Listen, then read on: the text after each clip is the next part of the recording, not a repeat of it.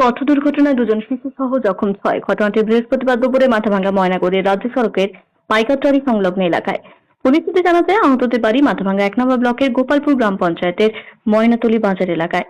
টোটোতে করে রাজ্য সড়ক ধরে জামালদার বাজারে যাচ্ছিল। সেই সময় পেছন থেকে একটি দ্রুত গতির পিকআপ ভ্যান টোটোটিকে ধাক্কা মারে। পিকআপ ভ্যানের ধাক্কায় টোটোটি উল্টে গিয়ে গুরুতর জখম হয় 6 জন। দুর্ঘটনার পর স্থানীয়রা ঘটনাস্থলে ছুটে এসে আহতদের উদ্ধার করে জামালদহ প্রাথমিক স্বাস্থ্য কেন্দ্রে নিয়ে যায়। আহতরা বর্তমানে হাসপাতালে চিকিৎসাধীন রয়েছে। পুলিশ ঘটনা তদন্ত শুরু করেছে।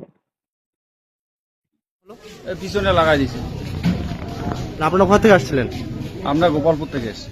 কোন জায়গাটা দুর্ঘটনা ঘটেছিল? এই যে প্যাকেটটারির সামনে মাসান ঠাকুর এখানে কি গাড়ি লাগিয়ে দেয় আপনাদের পিছনে? পিক আপ লাগাইছে। আপনার টোটোতে কজন ছিলেন? 6 জন। তাদের প্রত্যেকের অবস্থা কেমন রয়েছে এখন? এখন বেশি একটু ভালো না। আপনার নাম? প্রভাত বর্মা।